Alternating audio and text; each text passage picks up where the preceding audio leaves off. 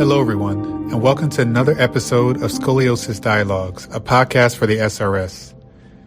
I'm excited to introduce our podcast guest today, Dr. Alvin Crawford, someone who really needs no introduction because he has done pretty much everything you can do within the SRS. And while this episode will focus a lot on his experience as one of the first Black pediatric spine deformity surgeons in the country, we don't want to overlook all of the things he's actually done for the SRS as a society. So in introducing him, I just wanted to mention a couple of these things. As I said, in 2001, Dr. Alvin Crawford became the first Black president of the Scoliosis Research Society. But more importantly, during his tenure, he actually was instrumental in allowing the SRS to gain independence from a management standpoint from the AAOS and moved our whole organization over to a new management company. And as you can see, our society has grown leaps and bounds since then. In 2003, he won the Best Paper Award, named after Dr. Hibbs, for his study titled Endoscopic Mechanical Spinal Hemipiphyseodesis Modified Spine Growth. In 2009, he was one of the senior traveling fellows for the SRS Traveling Fellowship. In 2012, he received the great honor of being asked to be the Paul Harrington Lecturer at the SRS meeting. In 2012, he won the Louis A. Goldstein Award for his project titled Prediction of Scoliosis Surgery in Neurofibromatosis Type 1 Patients. And then finally, in 2014, Dr. Crawford received the Lifetime Achievement Award from the SRS. I am so excited for this episode. My name is Jaysson Brooks. I'm the chair of the SRS podcast committee, and we are doing a special episode on one of our great members, which will be introduced soon. But I'm extremely excited also to have two co-hosts here, Dr. Alvin Jones and Dr. Terry Ishmael, who are going to introduce themselves right now.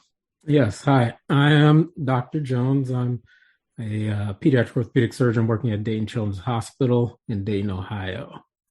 Hi, I'm Terry Ishmael. I'm also a pediatric orthopedic surgeon. I'm actually currently working at Rutgers in New Brunswick, but I'm moving to the Philadelphia Shriners in the next few months. Today we have with us the illustrious Professor Emeritus Alvin Crawford. It's been a privilege to get to know him. I trained at their fellowship at University of Cincinnati Children's with him. And so, Dr. Crawford, we would like to go into a little bit about your career and your path over the last several years. And so if anybody were to Google you, they may find out that you were the first Black medical student at the University of Tennessee in Memphis. Can you please let the audience know exactly how that came to be?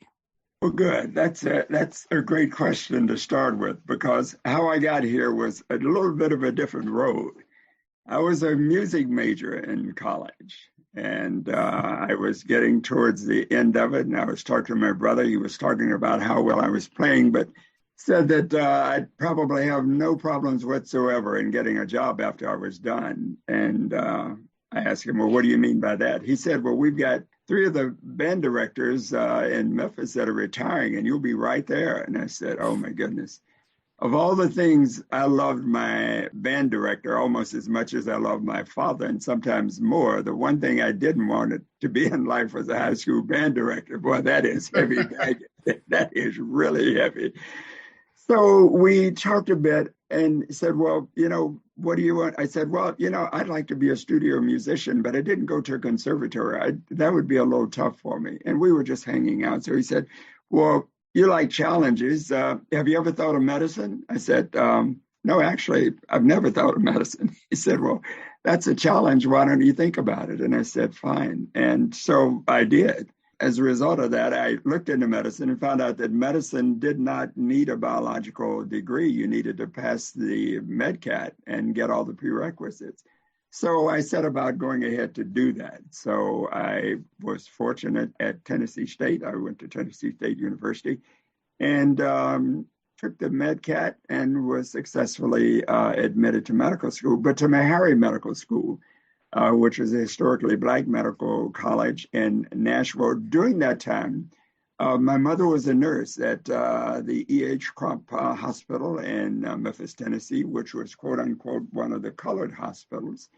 And the chief of surgery was the president of the NAACP. He said, well, Irma, that's my mother's name, they're resisting admitting us to the University of Tennessee. Would you mind if we use your son's credentials?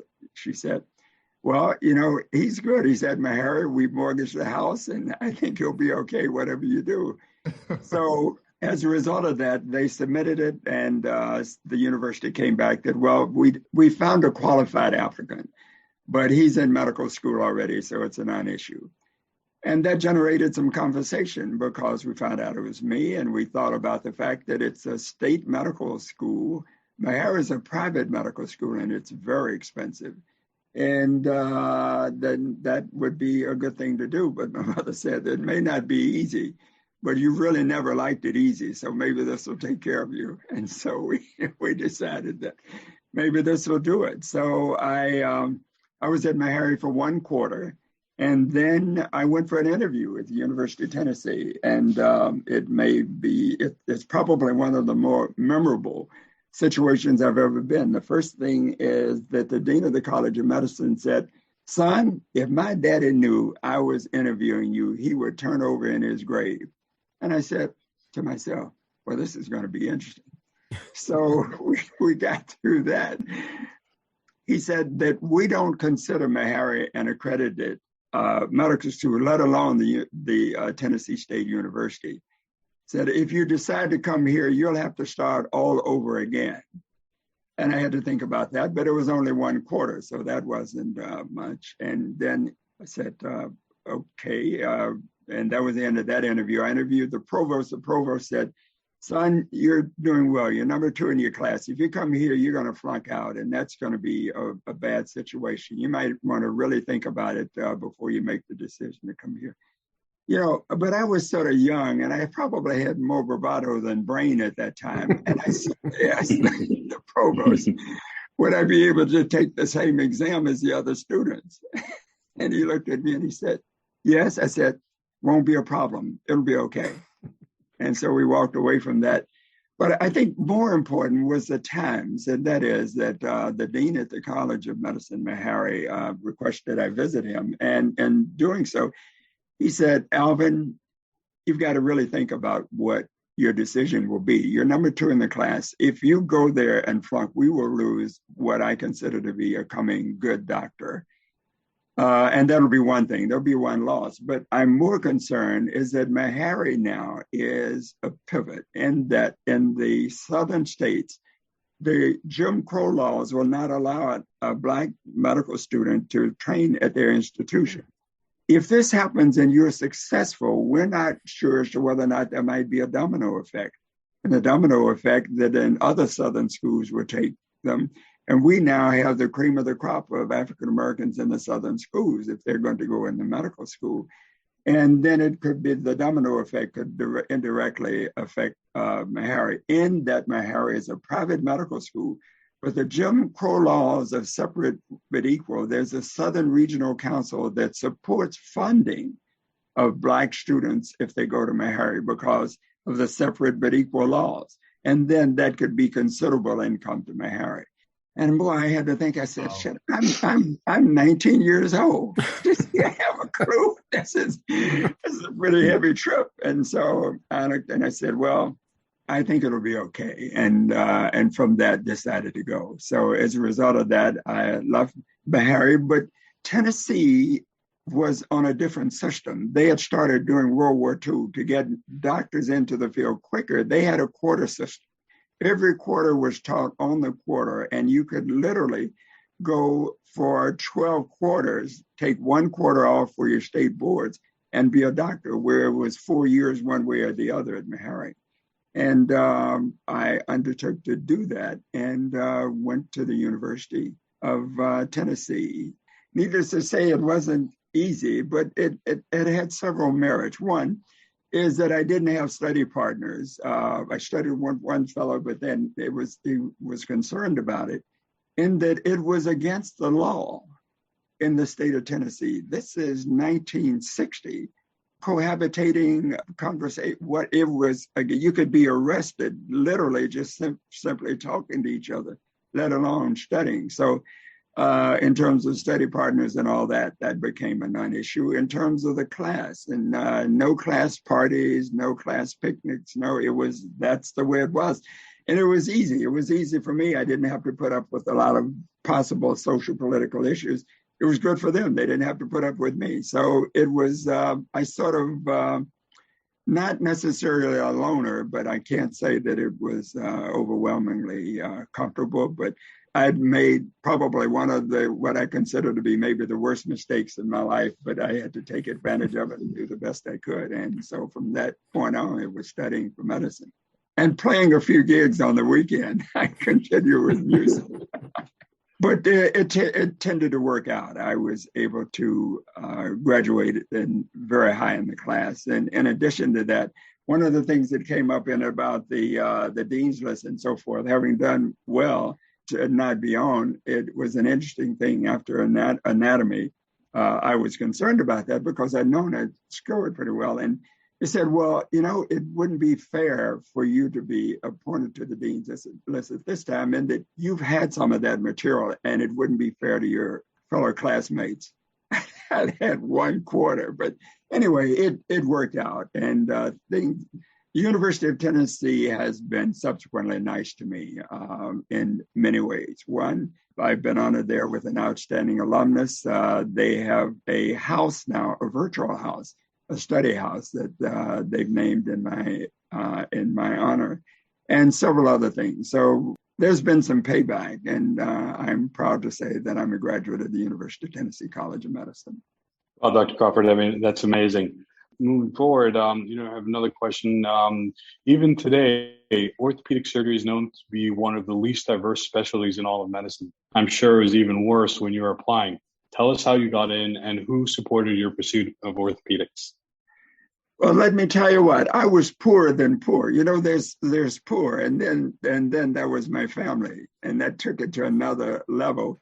So I joined the Navy. It was at that time called the Navy Senior Medical Student Program. It's now called the HPSP, which is the Health Professional Scholarship Student Program. But I joined that, and some interesting things happened. In joining that, they would pay. At that time, it was only my senior year and then vacations when I could do reserve duty that they would pay for. But in selecting me, they selected the Boston Naval Hospital. And I wondered about that. That wasn't one of the ones that I had placed on my list, but they felt that I would be, having been in a totally segregated atmosphere, that would get me as close to integration as it could be. And they were concerned about that. I selected the Boston Naval Hospital. Getting into orthopedics was a little bit different. You might be aware that orthopedics has just recently been decided to be the most white surgical residency and service of all of them at this point. So apparently less Blacks are taken into orthopedics than any other surgical specialties. I had a very fine internship. We didn't have to select during my time. At my time, you finish your internship and you sort of did something else. And then you needed, for surgical specialty, you needed 2 years of general surgery and then 3 years in your specialty. When I finished my internship, I knew exactly where I'd be and what I would be doing. And this was 1964, the Tonkin Gulf Resolution declared Vietnam as a place to be. So I knew that I would be somewhere either on the tropical shores or in the bay, and ended up at what's called Dixie Station, but on a Navy ship. So that was it. But I was on what's called a repair ship. With a repair ship, you're a floating foundry. And we saw lots and lots of injuries, punch press injuries, injuries that had to do with mechanics and so forth. And I sort of got a feel for orthopedics. I said that might be the thing I'd want to do. So I was attracted to it. I was in Southeast Asia. We went to Hong Kong, and during that time, the Asians were able to literally reprint any book for you at any cost. And as a result, I bought Campbell's while I was out at sea and read Campbell's Operative Orthopedics during the time I was on ship, and decided that that's what I wanted to be. I came back, was stationed at Long Beach in California. I visited the orthopedic hospital, was a fellow, J. Vernon Luck, who was the chief there, and we got to know each other, and he accepted me. But I had to do my payback time first, so I couldn't start for 3 years. I ran into the old chief at Chelsea Naval at what's called the SOMOS, the Society of Military Orthopedic Surgeons, who said that they'd had a fellow who dropped out and they'd love to have me to return. And it didn't take very long for me to say yes. And so I then went directly to Boston. But I can tell you what, extricating a young family where you'd been away for a year from Los Angeles to go back to Boston, where they remembered the Boston weather, wasn't the easiest thing I've ever done. But anyway, that's how I did it. And I went back as an orthopedist. It was the thing to do. And that's how I got there. That's awesome. Dr. Crawford, I'm at the Scotch Rite Hospital now, where, Tony Herring is, and your friendship with Tony Herring is well known. And I know you've told me this story kind of at various SRS meetings, but I would love for the SRS membership to just know kind of how did this relationship start, and how have you all supported each other throughout your careers? Because I know it has a Boston connection. Well, let me tell you what, getting into the Boston connection was a story in itself. And I was at the Boston Naval Hospital as an orthopedic resident, and unbeknownst to me, my chief had done something. I'd done well on the orthopedic and training exams, and my chief, John Hall, had gone over to visit Arthur Pappas, who at that time was the chief at the Children's Hospital. And he said, well, we've got this boy over across the river, and he's doing really, really well. His examinations scores have been sent to you, and we're interested in getting him into the Harvard program. We feel it would be good for Harvard, and it would definitely be good for the Navy if you were to be willing to do it. And our Papa said, well, I've read his history. I knew he had been rotating through the Mass General, and I think we could take him in. And so then John said, but Dr. Pappas, I do have to tell you something. This boy is Black. He's a Negro. And our Pappas just said, do you think he could be here at 6:30 in the morning? And Art said, well, I'll have him here. So I went, and it wasn't necessarily accepted by the residents. The staff was very, very good, and General Sider was doing well there. But Tony Herring and I were on a service together, and Tony's a junior resident, and I'm the senior.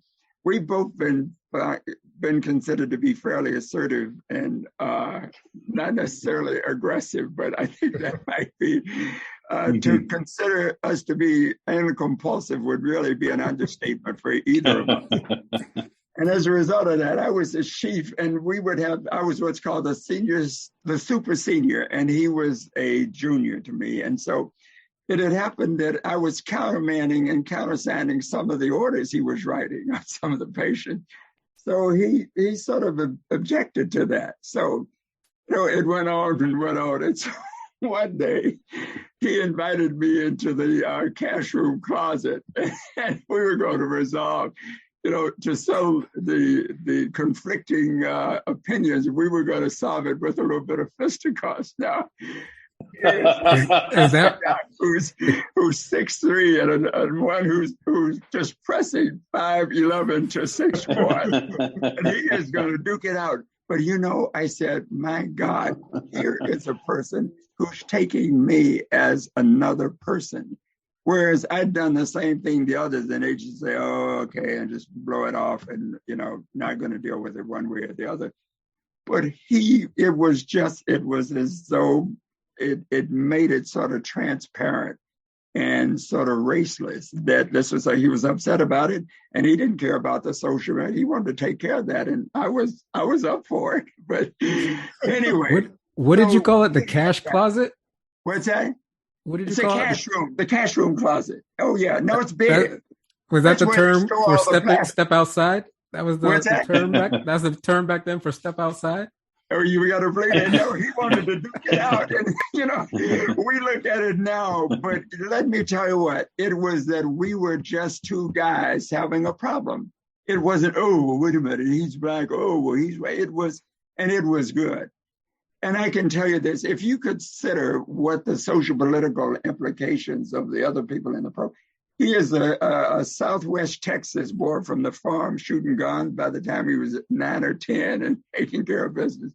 And I'm sitting in Memphis, Orange Mountain, ghetto brother, and we locked on. And I can say there has probably been there's not been 3 weeks to a month that we haven't talked to each other in the last 50 years. Awesome. It was an unbelievable association and relationship. And we've truly been through lots and lots together, including going to meetings, sharing rooms, just a lot of things. And I want to end it that I think we can both consider each other best of friends at this point. That's awesome. Yeah. So you kind of mentioned John Hall, and we've talked a little bit about residency, but I don't know if everybody knows that you did 2 fellowships, and one of them was at Nemours Hospital, where you got to learn under Dean McEwen. Can you talk a little bit about your relationship with John Hall and Dean McEwen and your favorite memories of them and how they supported your budding career? Yes. Can I get into pediatric orthopedics?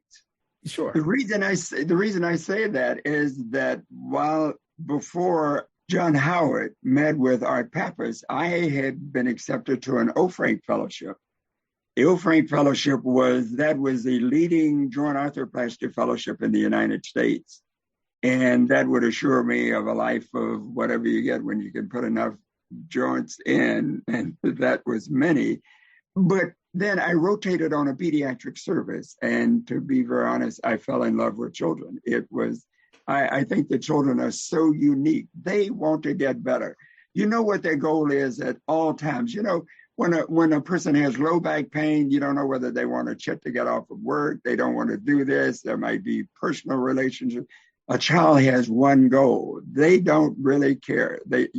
This tall black guy, this short white guy, they have one goal, and that is to get back to playing with their friends. If you can achieve that, then you've got them and they've got you. So I fell in love with pediatrics, and that's how I got into pediatric orthopedics, as opposed to, at that time, it was going to be joint arthroplasty.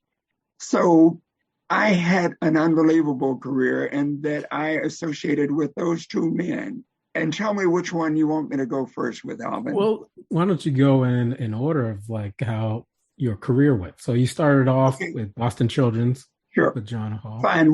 Now, my career with John Hall initially was an altogether different one from what people would assume in reading a history, in that I had finished my senior residency and then did a fellowship in pediatric orthopedics. And this was January to July. John Hall was at the Hospital for Sick Children in Boston, and he had been interviewed and was coming to Boston, and he came in June. At the time, I was the only fellow there. He was in the process of getting started and getting his license and so forth. And so I got to meet him. I got to meet him as a person, not necessarily as my chief. Art Pappas was leaving to go to the University of Massachusetts as the chief there. And just to sit down and talk to John about many things. And I found that he was a very unique individual, and that one of the first things he told me is that he asked me, that is, not told me, do you know Charles Epps? Mm-hmm. I know of Charles Epps. I don't know him well because I've never been associated with. He said, well, he was one of my best friends. And, you have to watch that one of my best friends thing. So I said, well, how do you know Charles Epps? He said, we belong to there's a crippled children service type of thing, that people who do pediatrics get together and they meet once or twice a year. And he said, and Charlie and I have become friends. And I said, okay. And he said, as a result of, we actually change kids in the summer. His kids will come and spend time with us, and my kids will come and spend. I said, oh my goodness, not to him, But that is a level of friendship. And I didn't know many humans in the United States who had that type of relationship. Charles Epson is an unbelievable. He is literally the godfather of any person who looks like us who is in orthopedics. If you haven't met him personally and talked to him, you have to do that. Because I said, I knew this would have some traction today. I actually called Charles Epps. Charles Epps is 91 years old. He is as clear as a bell. And he talked to me today. I said, he said, oh no, John and I were the closest of friends. And it was just an unbelievable conversation. So related to that. So that was my initial association with John Hall. Tony Herring was a resident of him and came out to San Diego, which is where I went when I left that. And we talked. I received a Carlberg traveling fellowship, and I then, with that, went back to Boston to work with John Hall. And then that's where I did cases and followed surgeries with him at that time. And then Dean McEwen. So Dean McEwen comes to San Diego. I get to meet him. And he is an unbelievable man, but he's a thinker. And sometimes surgeons don't do well with thinkers, and sometimes thinkers don't do well with surgeons. So anyway, I got to meet him, and I told him I was in the Navy. I was committed for life. Would it be possible to do a fellowship with him? And he said, and I said, the financial situation, they take care of all of that, but I'd have to get a good experience. He said, sure. And at that time I had a beard. He said, but you'd have to cut that beard off because Dr. Shands, Alfred Shands, was the chief head department.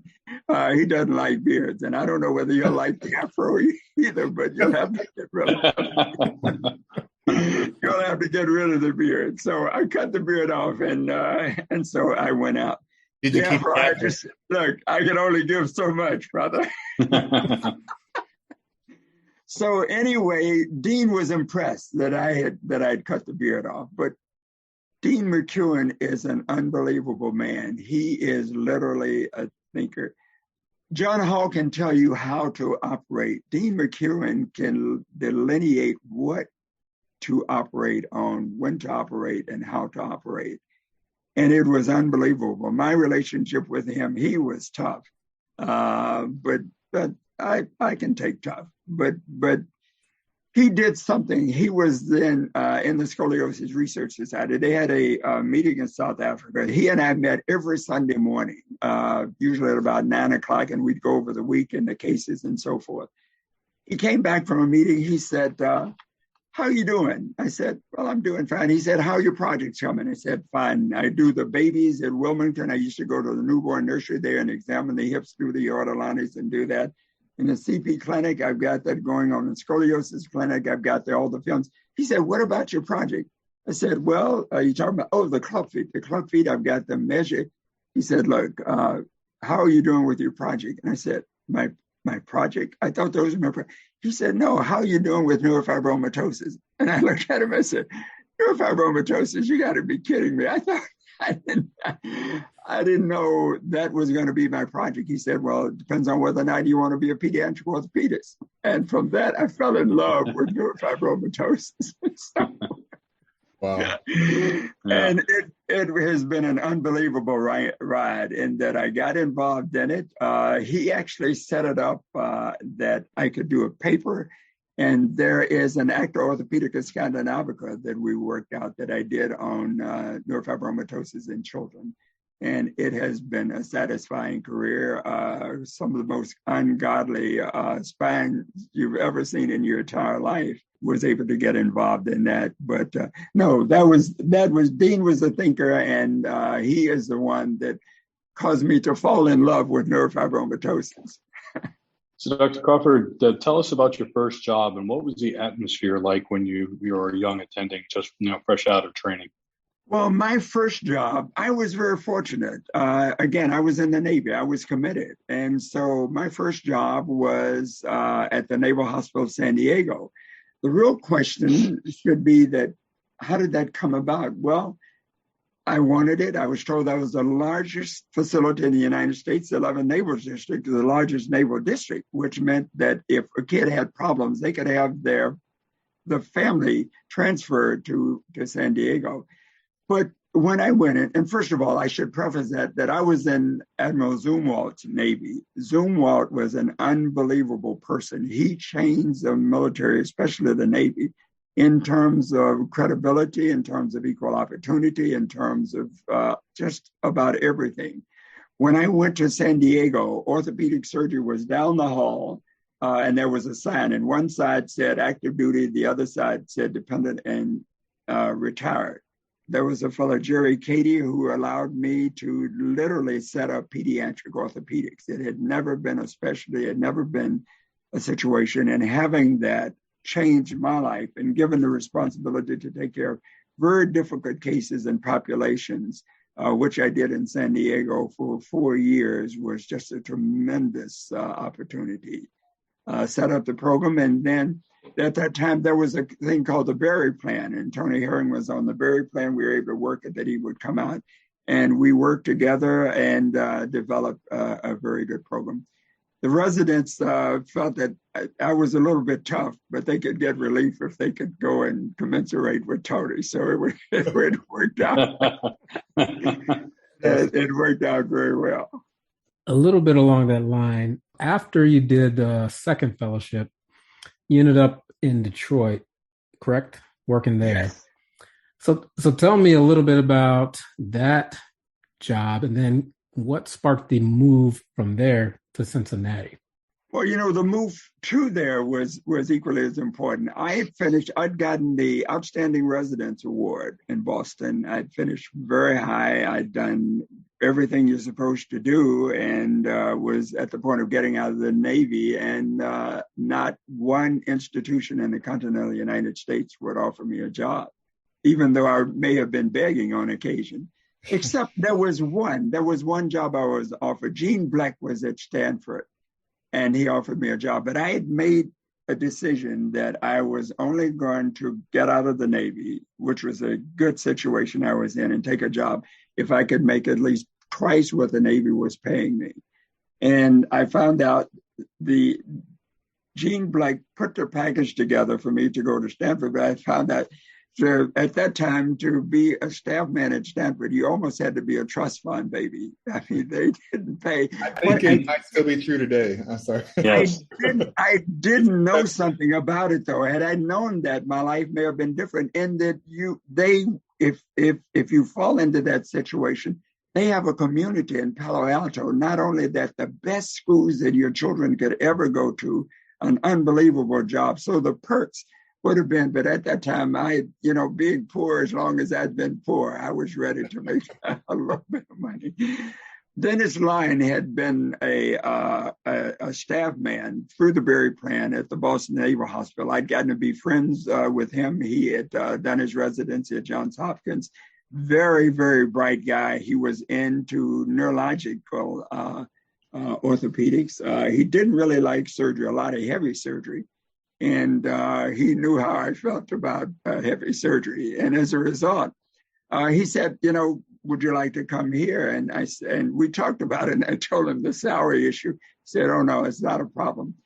And so we went to Henry Ford. It was not an easy move for the family. My daughter read in the paper at that time, this was 75, the highest murder rate, I think, in the country was in Detroit. And so here I've taken them from Los Angeles back to Boston. Now I took them back to San Diego, and now I'm taking them from San Diego to Detroit. And boy, there were a lot of difficult days there. But anyway, it was an unbelievable job. Henry Ford is a great hospital. If Henry Ford Hospital were in any place other than Detroit, it would rank with the Mayo Clinic. I mean, a patient can come in and see a full array of specialists and be out and be on the plane at 6 o'clock with all the transcripts and everything typed with them. It was really, really good. They told me when I went there that Henry Ford Jr. had just given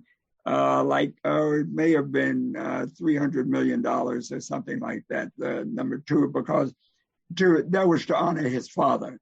And that any project that you decided to investigate had to have clinical returns within 7 years. And I'm saying, oh my God. And so it was good. I liked that. I became enamored with pediatric orthopedics in an institution, and I felt that to fulfill my life goals, I had to have a pediatric hospital. And at that time, no one, again, was willing. But then Ed Miller, a fellow in Cincinnati, he searched me out and gave me a call, and we talked. And Ed was an interesting guy. He wanted to have a good pediatric orthopedic shop. He had a great orthopedic general and adult. And he had recruited another fellow, Frank Noyes, who was in the Air Force at Dayton, Wright-Patt. And so he was going to take over the Midwest with an academic, rigidly pursuing orthopedic division. And he talked me into coming to Cincinnati Children's. And I did it. And at that time, the family didn't think much of it again either, that Cincinnati had been considered one of the most racially segregated towns in the United States. And the kids, I have two bright kids, and they read all this, and I think they still had somewhere in Southern California on their mind. So whatever decisions I made, it had to be counterbalanced with that. But I went to Cincinnati. We got settled and everything, and operated a kid. And in Detroit, I'd been doing a lot of front and backs. That was the thing there. There was the front and the back, whereas for spine surgery, it's aggressive, and they'd have them intubated for about 6 or 8 days and things. That's the way it went. Well, I went and I did this kid on a Thursday, and I came in Sunday morning. I'd come from church, and I said, I need to go by and see this kid because I know he's probably not doing well. And it was a young kid, and I had to do an anterior release and then a posterior fusion. At that time, it may have been a 7 or 9 hour case. But I went in and I looked at the chart and I saw the kid, and I was looking at the chart, and the kid said, "Hi, Dr. Crawford." And I said, "Oh my God, this kid is about 9. I've done anterior posterior 3 days later. He's not intubated, and he is good. He knows who he is. I'm hooked." And from that point on, I said, I have to try to be half as good as the physicians at Cincinnati Children's Hospital to even hold my place. And from that point, my goal was to make orthopedics as solid as pediatrics. And I think everyone in the world knows how strong pediatrics is at Cincinnati Children's Hospital. So that was my goal. It was lined out for me, and I never thought about it after that. As to making that decision. So I went to Detroit because of the opportunity. I had to work with a friend, and we were hand in glove. He would attract very difficult cases and pass them to me. So I had my own internal referral. And I would take good care of patients. He didn't necessarily feel free, and I didn't feel free for some of those. And so that worked out very well. So I had probably more problems leaving him because the money was good, the patients was good, the hospital was good, but it wasn't a pediatric shop. I wanted to be chief of a pediatric shop. I looked at Detroit Children's and some other things, but Cincinnati was the one. And Ed Miller wanted me. It's one thing to want to go to a place. It's another for someone there to want you to come to that place. And so I went with that. And as a result of that, it was good. And so that's how I got to Cincinnati. There was no such thing as a pediatric orthopedic service per se. Aaron Perlman was a town guy with a Freiburg group. He welcomed me. He was very supportive. We set up a service. That notwithstanding, it took me 7 years to get somebody to come to work for me. That was a little bit of an issue. But a fellow by the name is Dennis Roy, who'd been an intern in the Navy when I did reserve duty and operated with him, and had spent some time with Dean McEwen. We got together, and from that point said that we're going to, take the toughest cases there are, and we're going to make it look good. And he bought into it. And that's where it started. Of course, it evolved from there to what it is today. So along those same lines, you told us why you went to Cincinnati and why you wanted to build that. But I think a question that a lot of us surgeons have to answer, especially kind of, younger in our career, and I know me and Terry just kind of had to answer that same question, and Alvin too, is when or do we move? When do we make that move? When do we stay at the job that we think is awesome? And when do we decide to maybe go for potentially that next opportunity? It looks like you stayed in Cincinnati and made that your place, but I'm sure after a while people came calling. What made you stay? Well, here's the thing about it. I said something earlier that you've got to appreciate. People recruit people now to fill a space. But in my time as an African American, to have a chief who wanted me to come, it wasn't filling a space. At least I felt that it was personal. That attracted me to go there. That's number one. Now, having said that, as things got busy, we started writing. Anyone who's ever worked for me knows that that's one of the parts of the job.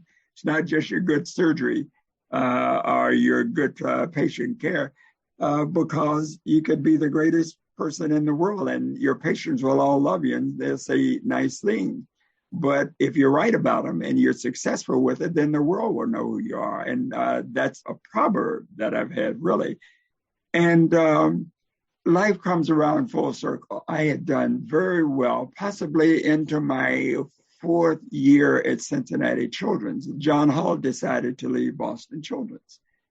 And they were researching people around the country. Several of us were invited. I was invited to come to Boston Children's to be John Hall's replacement.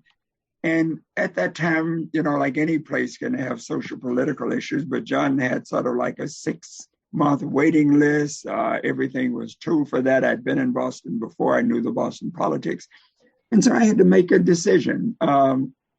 And that was, one, am I happy? And the answer was yes.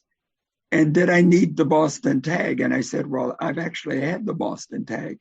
And I thought about it and sort of looked in the mirror and I discussed it with my wife that if I went to Boston and it didn't go well, then they'd made a mistake in getting me. If it did go well, then it went well because John was still around and helping me through it. So it was just not one of those things where, as my situation in Cincinnati was that I had taken it, I had made it, and it was left up to me to make it better and to compete internationally. And that was my responsibility. And I said, I think I've got something that I don't really want to give up. And I want to make it work. Cincinnati is Cincinnati. The town's not going to change. But I think we can make orthopedics good. And from that point on, I never stopped to think about it. I interviewed 2 jobs. One was Boston. The other one was the University of Virginia. And after coming back, I said, I put my foot in it here in Cincinnati. I like it. I want to make it even better than it is. And that was my goal. And that's why I decided to stay. So for a young guy, it's difficult. I would say I do things in 3-year intervals, at least. I start off and it is really, really, really good. But it is really, really good. But however, and then it is really good. But however, if there are 3 obstacles, then it's not as good as you may have thought it was. And that's what I use. That is my measure. That's what I do. And I did that. And I said, when I signed the contract, I said, look, this is great. But in 6 months, I have to look to see if it's great. And then at a year, it has to be even better than greater. And that's what I do. And you can get a feel. No one can make a decision in a year. If you can make the decision to leave a place in a year, it meant that you didn't make a quality decision to go there. And so, and that's the way I played it. I played it that it's good. Nothing is perfect. So needless to say, there are obstacles in the way. My mother had an unbelievable influence on me in terms of the way I think about things. And it shows in my career for the time that I was going through what you guys are going through. Is that my mother felt that, there were obstacles in life, but she didn't want me to ever be, or any of her children, there were 3 of us, to be a victim. If you get into a situation, you have to deal with it. And complaining and doing all this, you have to, if you thought enough to get into it, then you should be able to make it better. So I've had that philosophy. So I don't show a lot of outward complaints of issues. You make it better. You can work it. And a part of Dean McCurran said, you got to think about it.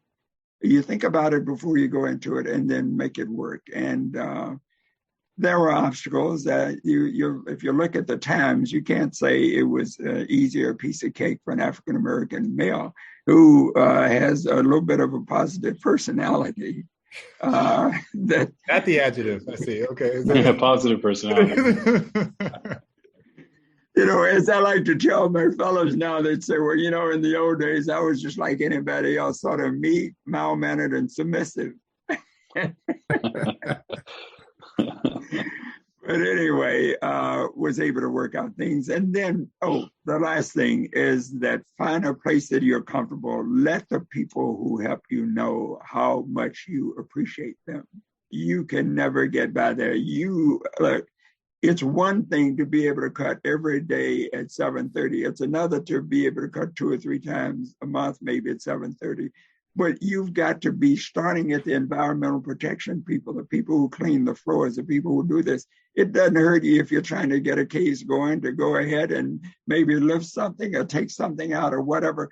Look, you are paying down on the rewards that are unbelievable. My staff knew that nobody could beat up on them but me. And that and they knew that I had their back by default of anything, just to come talk to me. And as a result, I had unbelievable participation. I mean, my nurses, I think the people on this call will know I'm not the easiest person to get along with it every time, especially if it's not working well. But no, remember that as a young doctor, be nice to the people who are helping you, and they will continue to help you. Otherwise, things can happen, and you have no idea as to why they're happening. I can tell you why. So, Dr. Crawford, in 2001, you became the first Black president of the Scoliosis Research Society, which has been an amazing achievement. Reflecting on that achievement, what did it mean for you, and what advice would you give to surgeons of color interested in reaching similar achievements? Well, one, it's relationships. I worked very, very hard. I've worked hard throughout my career in terms of the industry of getting cases done, in terms of documentation and writing and so forth. And we had an international crew. I've done better in international situations where the social political edge was not the same. And I've noticed that. We did some things with the Scoliosis Research Society. At that time, the Scoliosis Research Society was getting into a little bit of trouble. NASS was coming online, the North American Spine Society. There were people who did lots and lots of cases, but they didn't all do 14-year-old right dorsal curves. And they were concerned that the Scoliosis Research Society, maybe it should be something.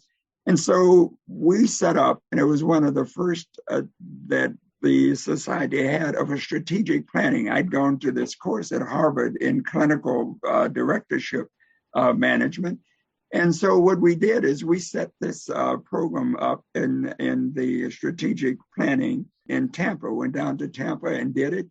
And we came out of that meeting, we decided that, well, if you had a spine tumor and it either affected the alignment and structure was important, there was a curvature, and that was scoliosis. It may have been generated by something else. And anyway, we were able to convince the adult surgeons, adult-oriented, who did some pediatrics. In a big spine practice, unless you're associated with children's hospitals, it's not always easy. Anyway, we were able to get that forward, and then that they were comfortable and happy with that, and they could get their publications into the journals as scoliosis because it was deformity, which was secondary to either a tumor removal, disc problems, and so forth and so on. And so they were comfortable and happy with that. And having been selected as a president-elect, I was able to call the person who was ahead of me, and we talked literally every Sunday night on what was going on with the society, what was the plan. I had an executive director who was just amazing. She is amazing.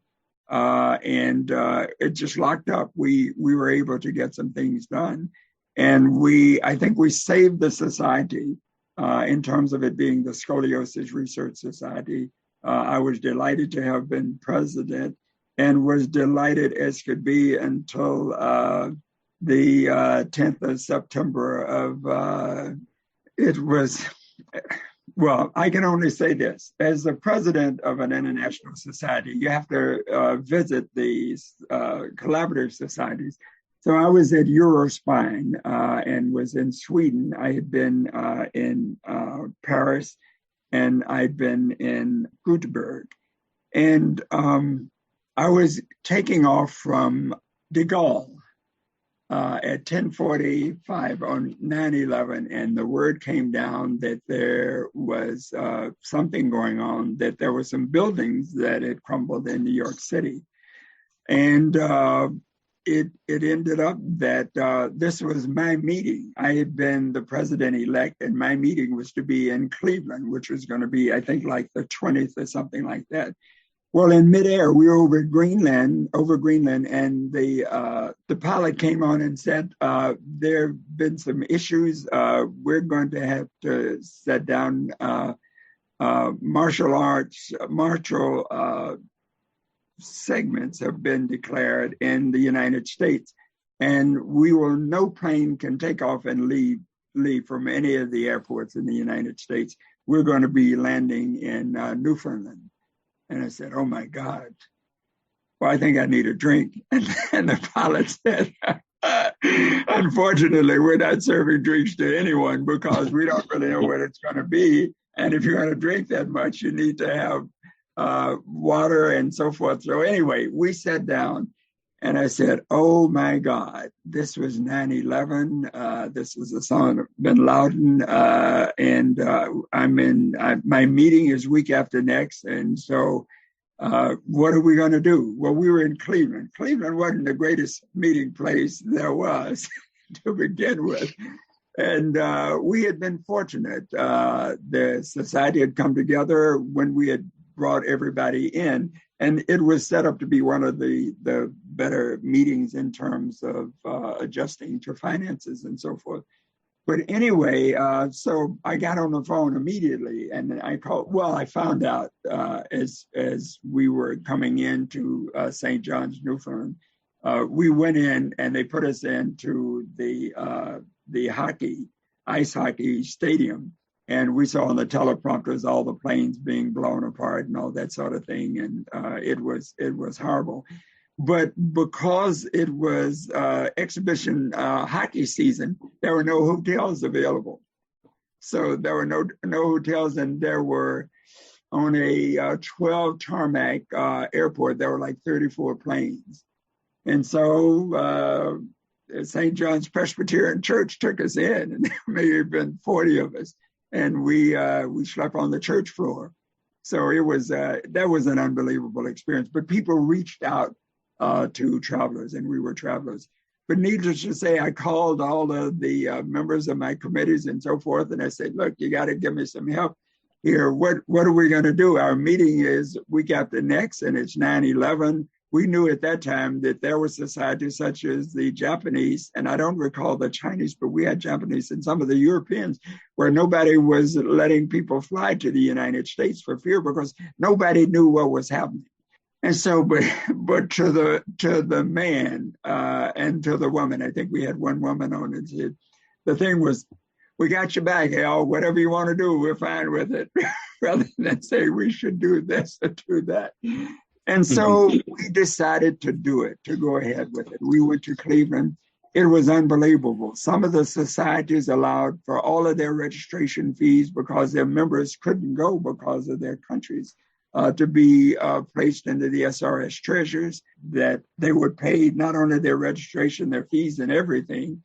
And we got that, but the reception, the guys who sort of stepped up. I mean, it was a deal to be the first African-American president, but the society, it was an unbelievable organization. And I can say that to the day that they treated the situation, they treated me very, very, very, very well.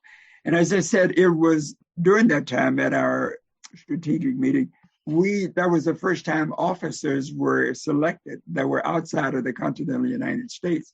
We integrated nationally the society. Most of the societies were, you could be in it, but then you could be associate or corresponding or whatever you would. But we said we let, if you were qualified through the Scoliosis Research Society criteria, then you could be a full-fledged, which would also allow you to become an officer. And none of the societies had that. And so we were sort of the first. And that was on my shift. And I felt very good about that. The society and the members felt good. So it was just really, really good. And I enjoyed every minute of it. Dr. Crawford, this has been absolutely amazing. Just hearing your story and just hearing your advice. You've done a lot of things in your career so far. And I think something that I always love to hear to kind of, sit at the feet of those that have gone ahead of me is, would you have done anything different? Do you feel like you potentially made any mistakes, something that you would at least maybe try to advise that younger surgeons like me, Alvin, and Terry should probably not do as we continue to pursue our different academic careers in spine deformity? Well, I can tell you this. You like to think that you learn a bit from your experiences as you get older.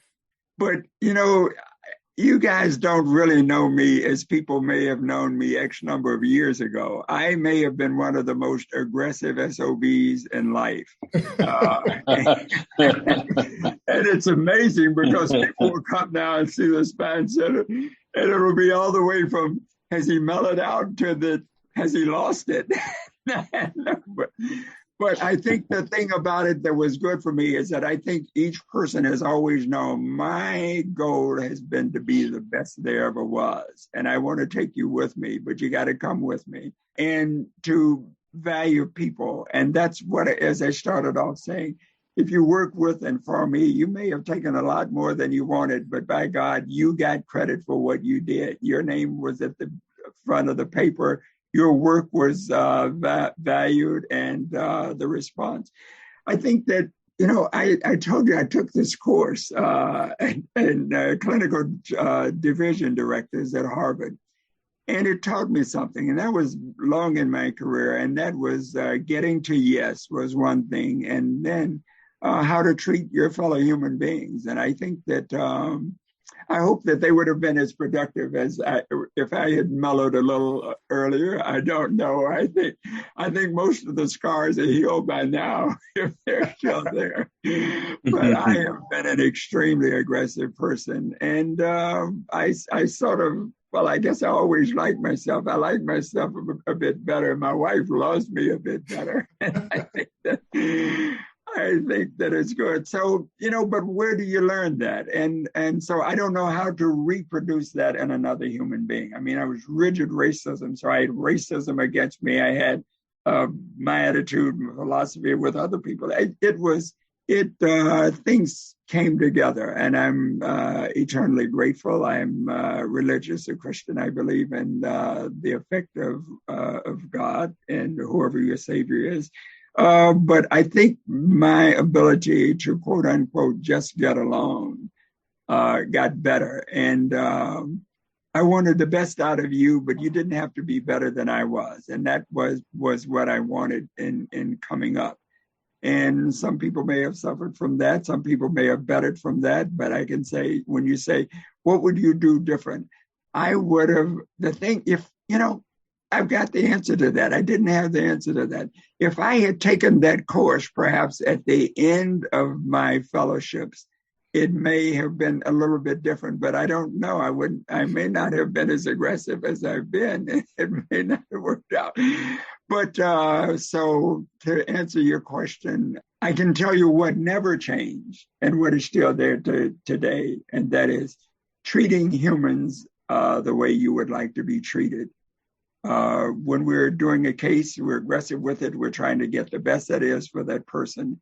But to let people who help you know that they were a tremendous help, and you will always be, what should I say? You should be grateful for whatever they've done. And you know that getting to where you are had a lot to do with them helping you. and you would be willing to help them in any situation that would come about.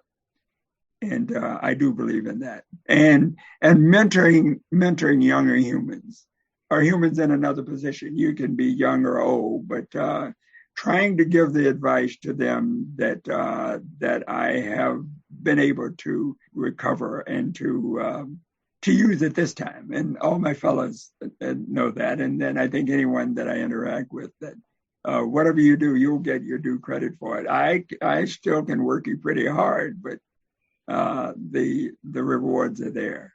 Awesome. Well, Dr. Crawford, I know in honor of Black History Month, the SRS is lucky to have a member like you, to have had a president like you. And we really appreciate the time you spent sharing your life story and, of course, mentoring us as we try to follow in your footsteps. Yes, thank you. It's been my pleasure. So one thing, I actually did residency at Howard, and I was able to spend a lot of time with Dr. Epps. He, came by, for our research days, and then, towards the end of the year for residency graduation, et cetera. So he's definitely an amazing man. Charles Epps is a gentleman. He is the gentleman of all gentlemen. Hopefully he was around you enough to let some of it rub off. He is an amazing man. And we, especially those of us of color, and I take lots of other people, owe a lot to him in terms of his guidance, in terms of his just being Charlie. Charlie is Charlie, and he was always Charlie. He became the president of the AOA as the first one, and he has done just a lot of wonderful things.